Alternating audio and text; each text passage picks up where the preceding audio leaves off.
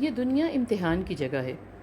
یہ معلوم ہو گیا کہ دنیا اللہ نے امتحان کے لیے بنائی ہے، آزمائش کے لیے تو سوچنا آسان ہے، خود کو سوال کے لیے حاضر رکھیں گے تو کام بھی ایسا کریں گے کہ سوال ہی نہ ہو۔ معلوم جو ہے کہ چوکنا رہنے میں ہی آسانی ہے۔ دنیا میں تو جو ہم کو غلطی کرتا دیکھتے ہیں، پکڑتے بھی ہیں، سامنے سب حساب ہو جاتا ہے، کچھ اٹھا رکھا نہیں جاتا بات کے لیے۔ مثبت کام پر سراتے بھی ہیں، سب معاملہ یہی نبیڑ دیا جاتا ہے۔ اوپر والے کا معاملہ الگ ہے، وہ چاہتا ہے تو یہاں بھی دیتا ہے، چاہتا ہے تو آخرت کے لیے اٹھا رکھتا ہے، پر لکھتا سب ہے، لکھنے والا چوکتا نہیں۔ اب یہ تو ہم کہہ نہیں سکتے کہ ہم کو معلوم نہیں کہ امتحان کیا ہوتا ہے۔ وہی ہوتا ہے جو کام کوئی اور کرتا ہے، فیل پاس کوئی اور کرتا ہے۔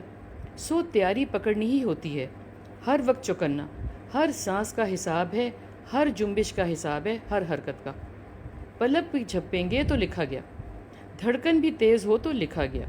یہ سوچا کہ اس کو کیا معلوم پڑے گا، ذرا برابر ہیر پھیر کر لو۔ یہ بھی سوچا کہ اتنی سی تو بات ہے، خیر ہے، وہ غفور ہے، رحیم ہے۔